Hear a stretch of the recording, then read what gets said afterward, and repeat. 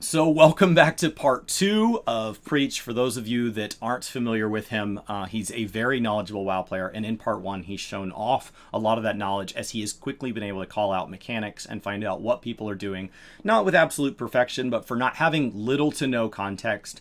It is an incredible display of why he covers World First, why he covers Mythic Prog, and why that skill set separates the people who prog Mythic in World of Warcraft from the casual player, and why sometimes he does admit, as he does things with interviews with the director of the game, that he may not represent the casual population because he doesn't necessarily view the game that same way. There's a wide range of people, and so let's get back in here. They've just finished Brambles.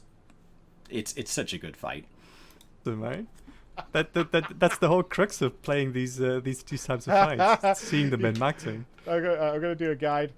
Right, divination rune. Okay, divination rune. Let's see this. That's a tank hit.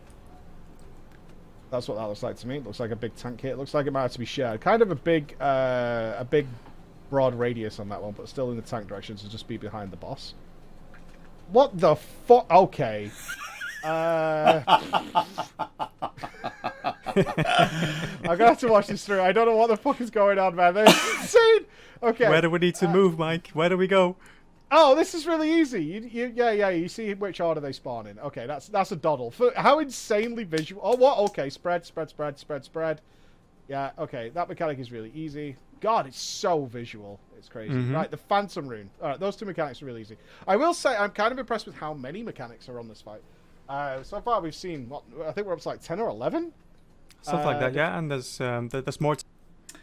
So Final Fantasy, just for WoW players, since we don't have a DBM, which I talked about in the last video, one of the things that they do is they typically, across either previous fights building up to this, across a normal mode of this fight, or across the fight itself, they're going to show you something isolated and teach you that mechanic, if it's new or if it's somehow different. And then once you respond to it, maybe they'll show you a second one or a third one, whatever they feel they need to teach you.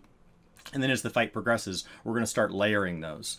And so the fights themselves are very just choreographed dances. It's no big deal. It's easy mode on Dance Dance Revolution. But as you get further in, it's suddenly much more advanced when you're like, wait, I'm playing this game of Twister, and they're asking me to be in 5 spots. I can't do 5 spots. And they're overlaying faster and faster and faster. Extreme is kind of our middle step to Savage, and then from there we go to Ultimate. I understand he's done an Ultimate video reaction as well. Ultimate, even guides can be long, and so that explains why his reaction video to that is incredibly long. And so let's let this keep going. To come, and then there's like overlaps to come, I suppose, which is kind of normal for a WoW fight as well. Yep. All right. So Phantom Rune should be the big tank hit, I think, where the big slam. No, Phantom Rune was actually the one where it could change between a PB AoE and a donut AoE. So that was where the body language or being on the edge of the effect came in. Oh my God, what's happening now? Oftentimes it's once you know what you're looking at, it's a massive difference. Like they'll be holding a different type of weapon, like a staff versus. Usually it's fairly straightforward. Once you're used to looking at this difference in cosmetics. Cosmetics is one of the #1 restrictions why people don't jump from WoW to 14 or 14 to WoW, is because they simply don't like the way one of the games looks. I didn't see any form of damage or even movement from the guys there, so I assume they were just prepared for it. I didn't spot it anyway. The more the merrier, join us, my children. Okay, we got an ad wave, some sort of intermission ad fight. Okay, we've got Broccoli and Tree Man. Mustard and Peace Blossom have joined the fight. They're separate. Okay, they're working on Mustard first. Okay, so you have to do your spread AoE while doing this. And okay, so I can see Mustard does like frontal AoEs in random directions, so you need to keep moving around it. So you want to be close to Mustard, so you can avoid that easily. Mustard's down. Oh, there's 3 ads actually. There's Puck as well. Very hard to see what Puck is doing. So I assume they got rid of Mustard first because it does that frontal. Which keeps changing the area, so that makes sense to do that. I'm wondering if Peace Bloom has a frontal cleave or something like that. That's why the tank is pointing it to the edge. It looks like that's the case. There seems to be like a lightning AoE around the tank. And I assume Puck is doing the pink spread out mechanic. So that's what I'm guessing these are. So Mustard does frontal cleaves that need to be taken out quickly because they cut off the play area. Puck does the pink thing that causes you to spread. and the other guy just does the frontal splash on the tank, so it's not a big concern at all. I can wait till last. That's my guess. I don't actually know the in-depth mechanic of that phase, but that's basically like the gist of it. Like Mustard Seed didn't need to be tanked, so you just killed that one first, and it was probably the most annoying one. And the other two had like abilities that the tanks could deal with mostly, or the raid could deal with by spreading out. What in the tits is happening here? Okay. So the ads are back. It's impressive he can pick up on target priority that fast. I mean, not, but also yes. Well, it looks to be an Ent is spawning. Okay, there's 3 of them. Okay, it's Mega Mustard. It's Mega Puck. That is Mega Mustard Seed. Okay. So, are they going to do the same mechanics but in a bigger way? Okay, yes, they are. Okay, they're doing the same. And there's an example of we taught you a mechanic, and now we're going to see if you've learned it. Mechanics that they did when they were small, they just made them larger. So same effect is in play. Although Peace Blossom is not being tanked, interestingly enough, from what I could tell.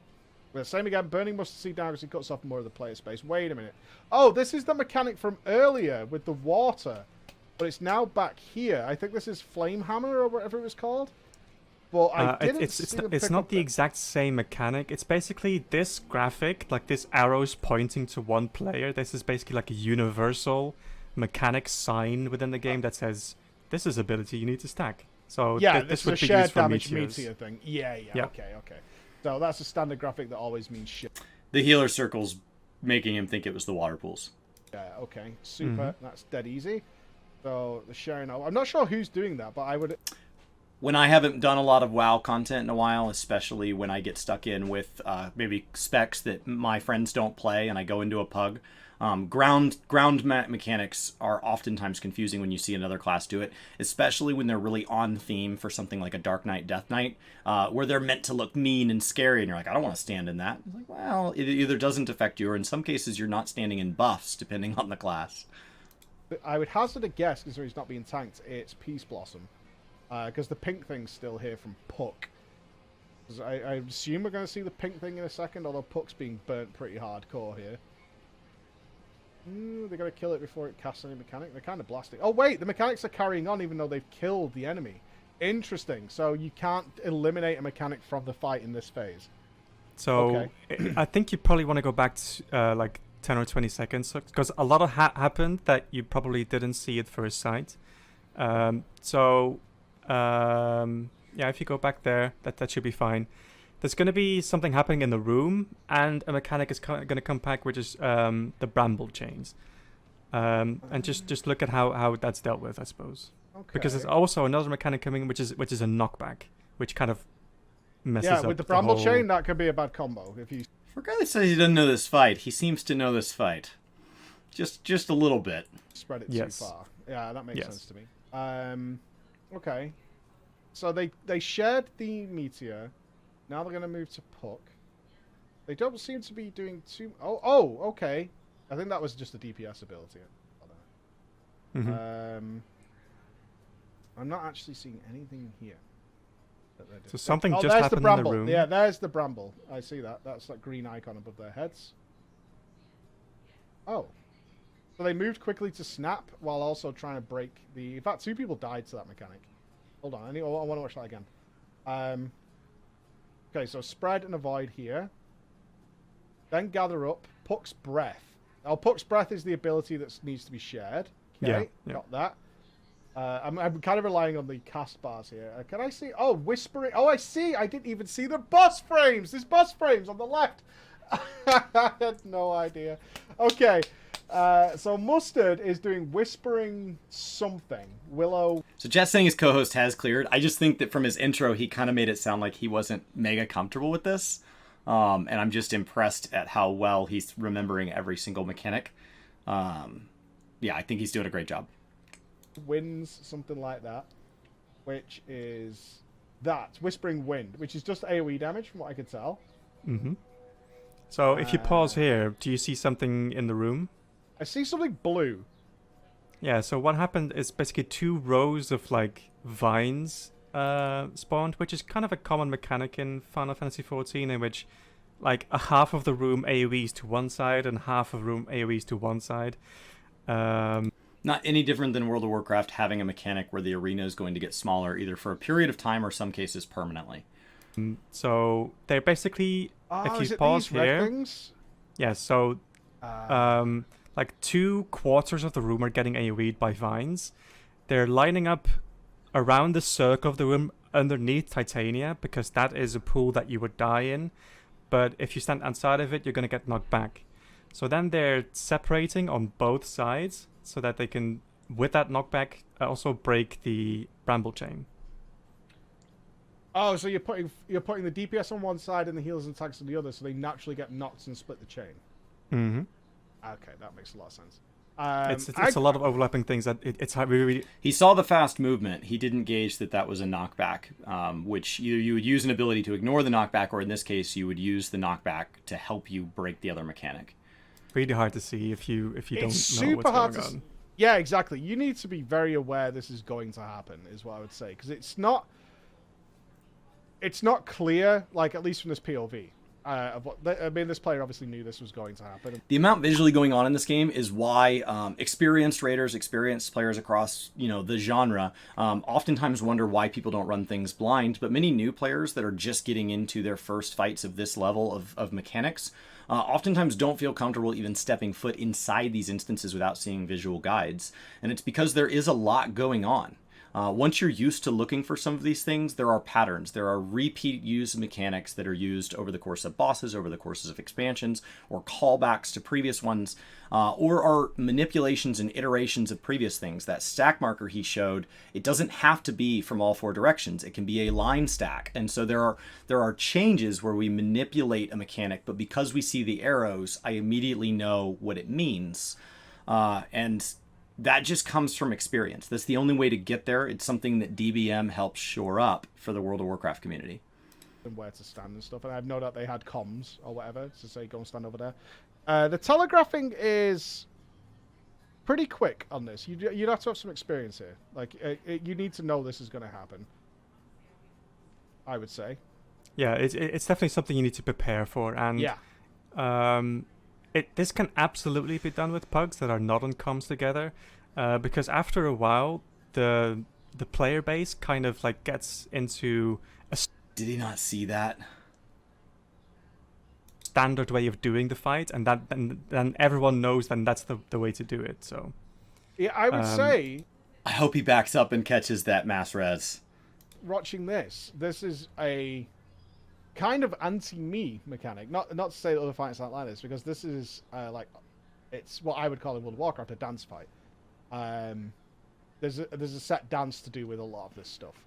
Correct. Yep. Like we would see with a Hellier, an Operator Thulgar, something like that.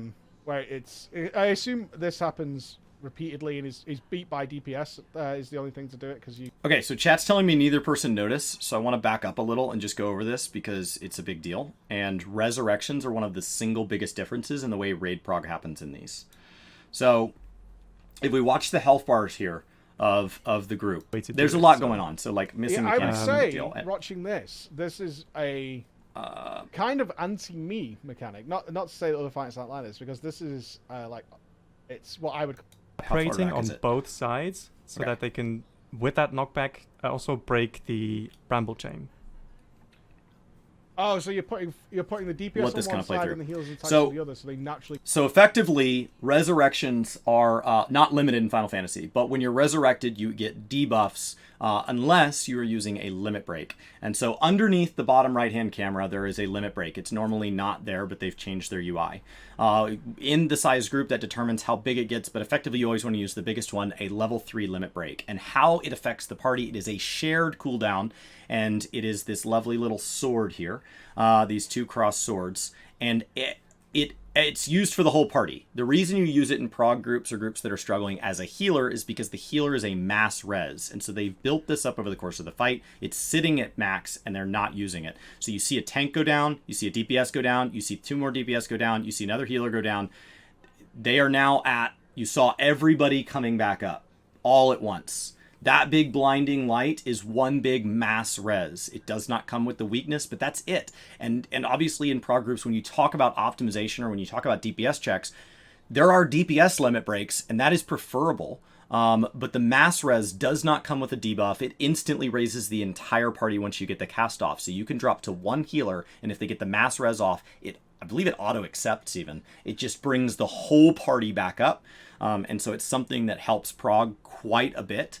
But, you know, obviously, if you're using your limit break on that, you're not using your limit break on one of the tanks, which are defensive, or one of the DPS, which are massive amounts of damage to the boss. And so if you get to a DPS check later and you've used your limit break here, you don't have it. And so it has a range and all of that, and there are limitations. And as we watch kind of the healer here, it brings them all back up. They're all full health. They're all full MP. And now they're having a chance to recover to the rest of this. So we'll watch that kind of one more time here. So they get knocked out. Some of them miss the mechanics here. Tank goes down.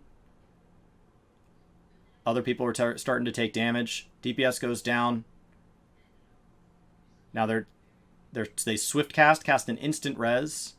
So there's a resurrect icon there. So they're able to come back up naturally. They accepted that res instead of the mass res, and so that's why they came up at partial life, partial mana. And so that's something that's not unique to this fight. It's just unique to comparing these games. To have some experience here. Like, you need to know this is going to happen, I would say. Yeah, it's definitely something you need to prepare for. And yeah. This can absolutely be done with pugs that are not on comms together. Because after a while, if they'd known there was a level 3 limit break coming in, they wouldn't have burned the mana or forced this person to be taking that res versus catching the mass res. The player base kind of like... Because now they have the debuff. And if you take a second res within a fight, that debuff gets worse. Gets into a standard way of doing the fight, and then everyone knows then that's the way to do it. So yeah, I would say, watching this is a kind of anti-me mechanic. Not to say that other fights aren't like this, because this is like, it's what I would call in World of Warcraft a dance fight. There's a set. These are all going to be dance fights, and so when you pair rotations in this game, that very Guitar Hero-esque tab targeter, I just need to do this. Some classes are more complex than others with this. It is very much playing Dance Dance Revolution at the same time. So when you watch reclears, groups that are in this, they submit. Sometimes they can talk during, they're laughing during, and they're just recovering from things. It doesn't mean they always get everything down first pull, but there can be some pretty sloppy pulls because people are used to what the mechanics are, what's coming next. The variations in the fight, in especially in extremes, don't go nearly as crazy as how sideways things can get in some of the WoW pulls. Dance to do with a lot of this stuff. Correct, yeah. You know, like we would see with a Hellier, an Operator Thulgar, something like that. Where I assume this happens repeatedly and is beat by DPS is the only thing to do it, because you would just kill it quicker so it would do less. Yeah, but you can absolutely do this like the first week that this fight comes out with a pug. It's not that big a deal. I kind of see what people say. It's like, it's not a DPS check because it's a lot of... So I don't know if they're going to get to this. That's what this is. This is your DPS check. Those all have to die in both phases before this meter hits full. When this meter hits full, if they're not all three down the first time and the mega time, as he called it, you're going to die. EDR. Like, if you know the mechanic in terms of positioning, you're probably beaten a lot of the fight in that regard. Am I wrong in that statement? Is that as long as you understand... Yeah, you could survive all day, it feels like, if there's no...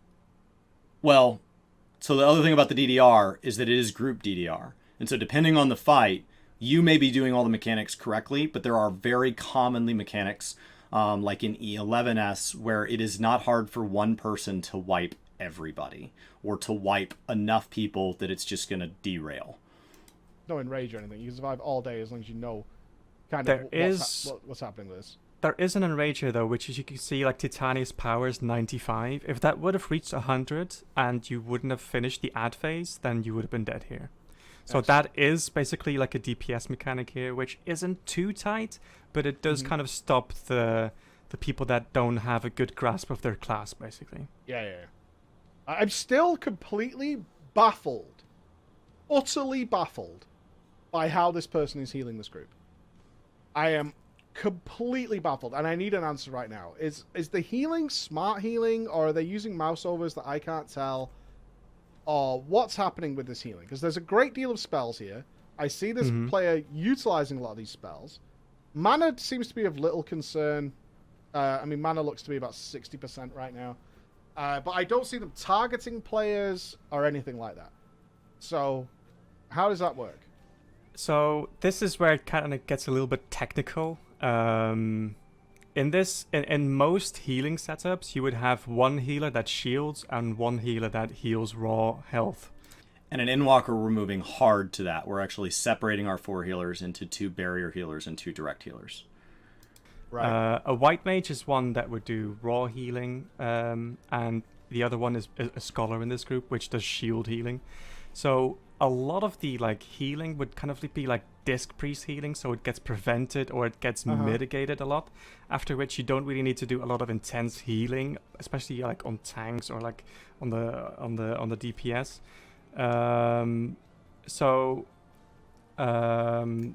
That's one part of it, and then the other one is probably that the players in this group aren't taking much unnecessary damage, which is where most of the raw healing would come in, and where you would actually need to do spot healing, and you would need to target players to heal them. So this actually brings up a concept that he talked about after his in his interview with Ian Hanakostas, where there's this frustration among the WoW meta where you start to bring healers based on the DPS they do. Healers doing DPS is every bit as controversial in 14, where at the top end it's like, well, what are you going to do? I'm going to bring what's best, and you just need to figure it out, and you just need to be able to do DPS while healing. But at the bottom end, it's like, whoa, you said my job is to keep people alive, and now I've also got to do DPS? And so there is this separation where somebody wants to bring a class and it's like, well, they don't do as much DPS as this other healer. And so as long as the healing is getting done, you're of course going to want to bring the healers that can put out more DPS, especially if you're swapping players. You have 2 players that play the same class. Obviously, you're going to bring the one that can do more DPS, because that shortening the fight makes everything easier. As long as players are not taking those vulnerability stacks from taking unavoidable damage, you don't have to do a lot of spot healing, because you know exactly what kind of mechanics are coming up. So you can kind of trickle heal them and leave them on low HP, because you know that these players just won't die in the next minute. So that's... But same again, I assume there's some spot healing going on here, but are a lot of these healing spells actively seeking out injured people? Like their AoE Not really. heals for the most part? They're like AoE heals, yeah. I haven't looked at what he's been pressing exactly, but I imagine there will have been a couple of Medica 2s or something, which is basically like a group-wide AoE heal, which adds on like a wild growth. A huge portion of why he's not noticing how the player's targeting is because there's too much else going on. So when he cast that swift cast raise, he actually clicked on FFXIV here. So he did. His mouse came down and he targeted it to send it out. And so his raise here and his swift cast, which made that an instant cast so that it's not the big, long, expensive cast of that, that was all happening down here. You can see his keybinds. These are 1s. You've got like a shift 6, shift 4, shift 2. You've got some modifications here. The gear here means there's a macro. And so there's a lot going on within the UI that's also just, you've got a lot going on here. It may have been a mouse over, and so there's the raise. Is that the raise? Is that the raise? I don't know. I don't play White Mage that much, but macros are mouse overs, and so that's how you get there. And so if any of these are the raises, and so he's got 2 there, and so that could be that they could be different macros calling the target for him. You can call out focus target and all of that. You don't see macros on DPS abilities because it breaks spell queuing, that slide casting. That kind of clipping that spell and letting it still go off, which is common in both games, because a tab targeter that has a global cooldown and a way to adjust for latency means that it has some fuzziness in there depending on your ping. Or like a rejuve at the end of it as well. Okay. Mist Rune is coming. Wet, wet, wet. We're going to get wet, wet, wet. All right, I'm ready.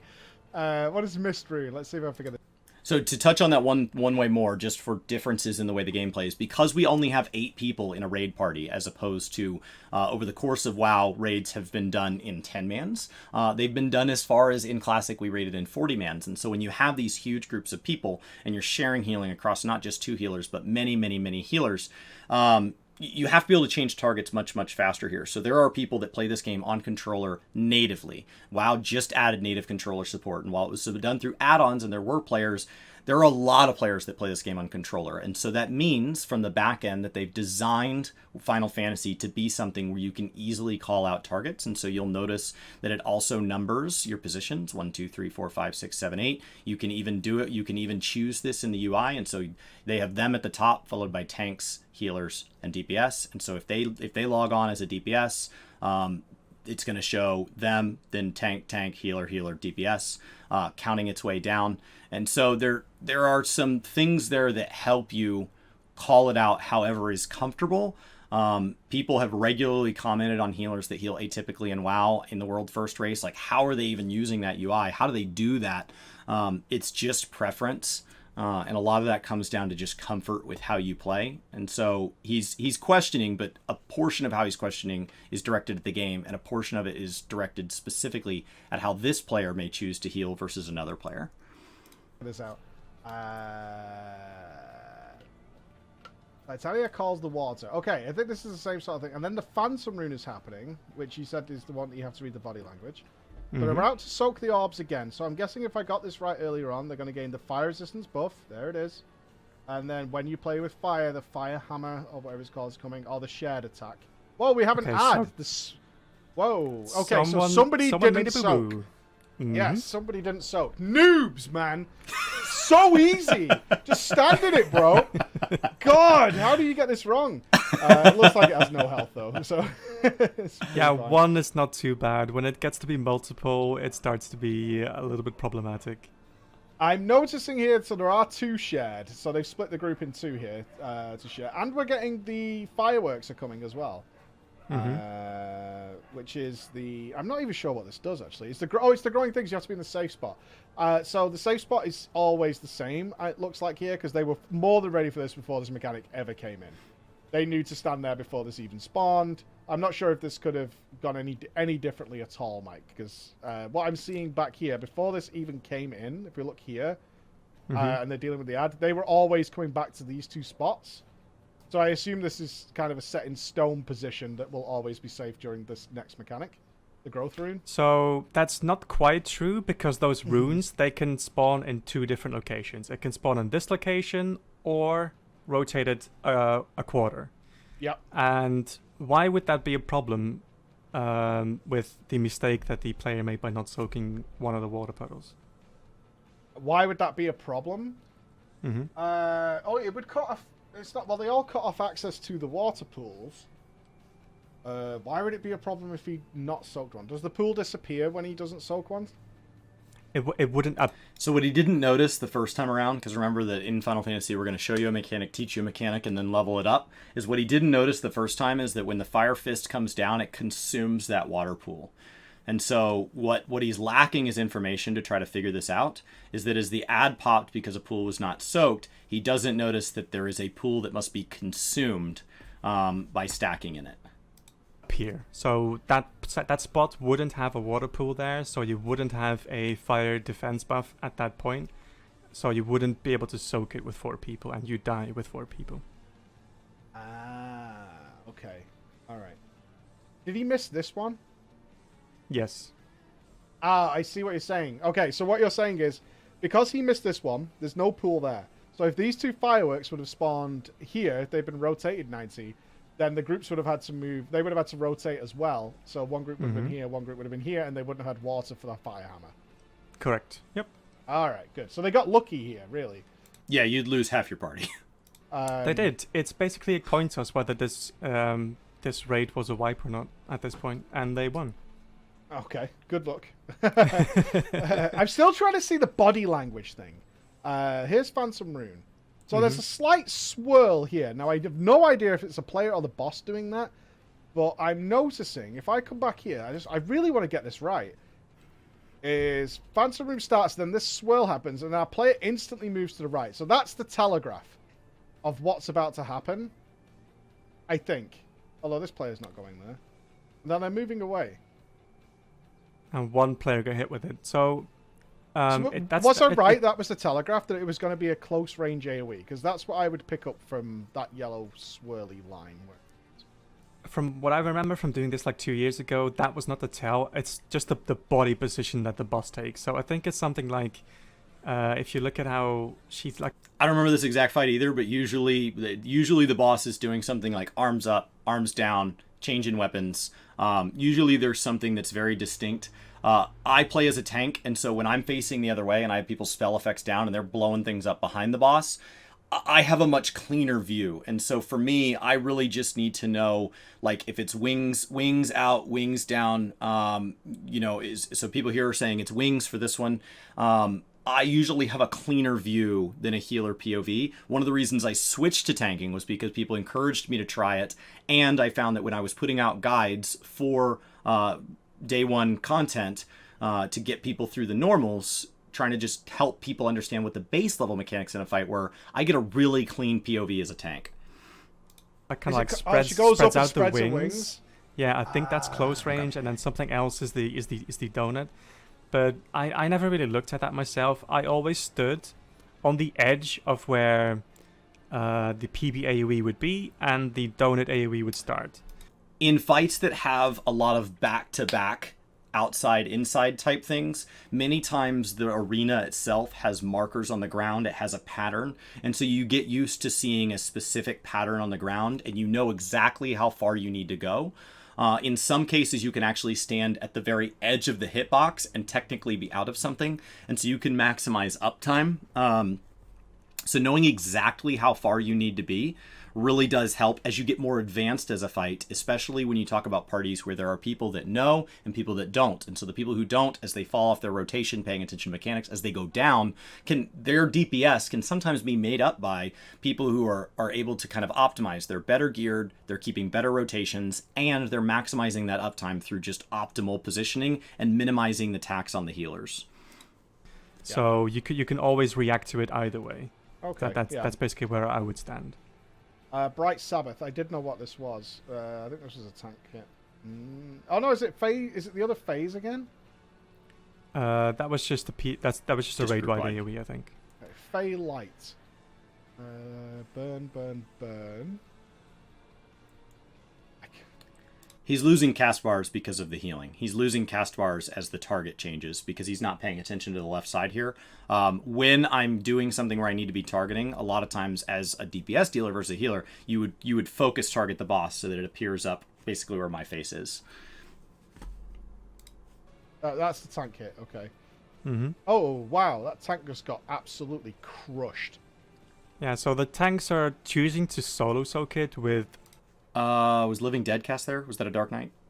A massive tank cooldown, basically. Cast? So they're choosing like ability that you can't die the next 5 seconds for. Yeah, that's the invuln. So every tank has an invuln. They all work a little bit differently, and so that drastically changes that. So the fact that they have a Dark Knight and a Gunbreaker in here is going to make them visually look very similar versus Warrior and Paladins.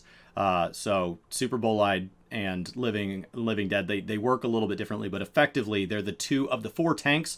The 2 tanks that are in this party are the 2 that the healers have to be most aware of what the plan is, because while they are invulnerable for that time, Super Bolide here, there's a shift there. See if we can back up and see it. Stand. Bright Sabbath. I did know what this was. So here comes the raid wide. Oh no, is it phase? Is it the other phase again?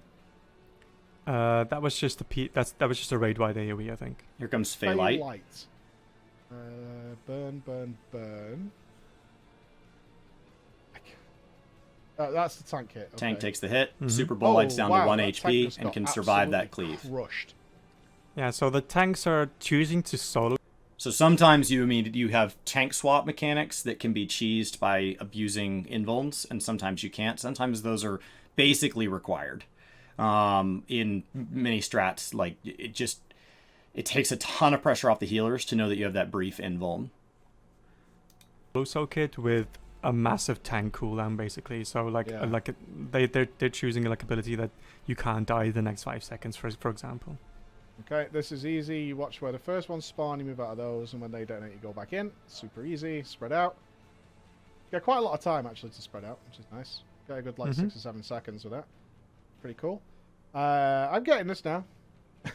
I'm getting there. At this point, you've kind of seen everything. I think there's not going to be any more new mechanics at this point. There's That a was lot just, to remember. Mm-hmm. There's surely a lot to remember. What's happening here? Okay. Now, with the lot to remember, one of the key differences in the way that this content gets used in this game is a lot of times to level up, you use a party finder process called Roulette. And so when you go do trial roulette, the normal difficulty, it's not uncommon to go get tossed into these fights, yes, at the normal difficulty, but at random. And so imagine if you queued for random dungeon and like it could also pick the time walking dungeons all the time, across all of the time walkings. And so, you know, you need to know how these mechanics work, not only because we don't have a DBM, but because at least at the normal level, which some of them are relatively easy to survive at this point, but these are fights that it's not uncommon to go back and see mechanics that are much, much older in your typical play. Now, if you're capable of playing in extremes and savages, it's not that big of a deal. But for casual players, just like in WoW, players that don't do a lot of Mythic Plus or only do low keys, people who don't Mythic raid, maybe they stop at normal or heroic, or maybe they stop at LFR, you can imagine for those players, the amount of knowledge in here would be almost impossible if there wasn't something diagrammatic, there wasn't something visual that was saying, hey, I don't remember this fight. Oh, yeah, stack for the stack mechanic. Okay, you know, they're doing a donut, they're doing a run-in. And in normal difficulty, getting clipped by one thing won't necessarily kill you. And so you get clipped by one, and the key is, well, just don't get hit again. They're going to do it again. Don't get hit next time. Right, well, there's a big circle down like this. Oh, this is the chain break. Yeah, I know this. Oh, it looked like they got actually a little confused there. Chat's reminding me that Phaelite is not only a tank buster, but there's a stack there. So the tanks have to split that stuff or invuln it. And so I remember that when we did it, Phaelite was like this back-to-back, like I think it was a series of hits off the top of my head. So I remember that there was this like provoke, or that my warrior invuln was just long enough that if you cast it just right, I could survive it. If you cast it too soon, it runs out and you die to the last hit. So I think that's how I'm remembering it. But there was like a tank stacker split where we were either swapping really rapidly or we were directly on top of each other, or you could just invuln it, and then your invuln's burned. And so I remember it being this just like smack, smack, smack for however many hits it is. Panicking, yep. Oh, you see the way I'm calling it? Caster God. Already. Already the Caster God. I totally nailed it. Oops. Oh, someone's actually put in the chat, oops, sorry, because they took it early. Yeah. So basically, let's try and fix it. I think what happened here is they just weren't like ready for the tether to come in, and the tether spawns, I think, on a random person. And then you kind of need to organize a group for it to like go in the correct order and on the correct people without it hitting anyone else. And that's kind of where the panic came in here. Like, who's going to pick up the tether? Where are we going to go? So you kind of could see the squirming there. What's going on with mana?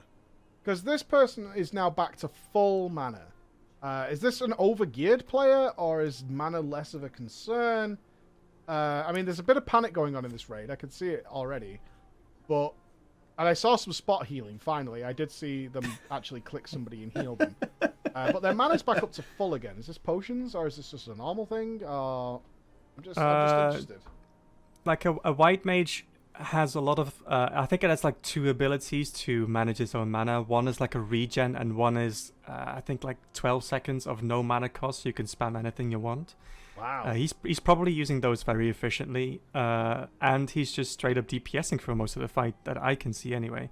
Mm-hmm. And if he's choosing to heal, he's choosing to heal with mana efficient heals, which you have like a large range of heals. You can use like basically like spell ranks from like vanilla WoW, where you have like heal 1, heal 2, heal 3. That's kind of what happens in Final Fantasy XIV as well. Okay. But they also just don't have a lot to heal. Yeah. So one of the things he can note, because he noted the health earlier at the beginning of the video based on gearing, is that mana is a fixed thing. So gearing doesn't affect mana. you know, in current Final Fantasy XIV. And then this ability here, I believe is what that icon is Lucid Dreaming, and all the healers have that. That's basically Innervate. It's basically Druid Innervate. And so you're innervating yourself regularly. And so that's what's helping you recover your mana, is managing Innervate to get back up to your fixed 10,000 mana. So, you know, some classes have other abilities and other mechanics that help them generate mana specific to that class, which he's getting into. But Lucid Dreaming, and then just managing the fact that it's a static pool. The benefit of a static pool, the benefit there is that what you run into when, I believe 14 wasn't always like this. I think there was a time when you used to be able to stack that, is as gear got up, it got out of hand. And so what you can now do is you can say, okay, spells cost this much. This is how many spells you can cast before you're out if you don't manage it. And so it allows them to focus more on the mechanics of the rotation and mana management as a set thing, as opposed to allowing people to just gear it and allowing mana to be something that they can just break and ignore, creating a huge gap in kind of the haves and have-nots. You see, both healers are pretty much full, so they're very comfortable with this. Something that... Chat's saying that this is Lucid Dreaming down here. But yeah, it's one of them. I know that Lucid Dreaming, I know the keybind for me, because I'm not looking at my abilities, and I don't play healers that much. What's that smell? Something's burning. Ground targeting mode. What? Withering roots, out you shoot. Okay, so we're now going to adjust. I would say we're going to stand here and here, based on that position. Oh no, we're going to a corner. So this is basically just a repeat from phase phase one, one, where we have the growth yep. and the chains. Yep. Okay. Looks easy. I've noticed the abilities appear to be becoming a little faster in this phase, although they are abilities you've dealt with before, but they do appear to be doing a little bit faster. Guess which one? Okay. So the wings aren't spread, so this is not the close AoE. Yeah! Easy! Easy for me, dude! You read the body language of a fairy, I read Mike. the body language. It's so free, honestly. Oh, this boss is giga free. Phantom Rune checking. Run away! Run away! Yeah! Oh, you noob! You noob, you got hit! You suck! Oh, you're so bad. I'm chuffed now. I'm reading it. I'm getting there.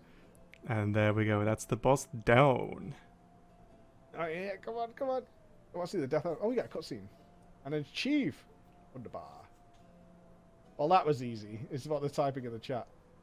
Oh, waifu dead. Feels bad. And So that was it, Mike. That is. You know what it is? Well, I take away What is from it, this, Mike? and I'm sure. I mean, maybe people want us to Tell check us. out a different boss. I'm sure that might be the case. It's very overwhelming to an onlooker. Like every time, if I pause any screen here, it's so overwhelming. But the mechanics are very basic. Once you have a little understanding, there's a lot of them though. I would say there was way more than I expected. There's a good 10 or 12 mechanics going on here. Happening. Now, they were all relatively basic and relatively well telegraphed, actually, once I could see what I was looking at. It was pretty good. I really dislike the UI, but like you said, there's a lot been moved around here. You know, things have been moved around to adjust it and stuff like that, but certainly having this health bar right in the middle of my screen is triggering me to hell. Yeah, Along that's with just personal preference, I guess. What I will say is, compared to WoW, like the standard tools available for rate markers and telegraphs and stuff, it's kind of all made to fit into one package, is what I'll say. And all the fights are kind of made to fit within this package of telegraphs, of signs and markers. And as you level along the expansions, like the experience that you have of what abilities, how they get telegraphed, and with when and how you deal with it, it kind of keeps building on top of it. Whereas WoW kind of like tries to reinvent itself sometimes with new stuff that you just don't recognize at first glance. Yeah, it's very, very the spell effects are a little overwhelming. Like, a part of me, even now I kind of know what I'm looking at, wants to turn it down. I feel like if I...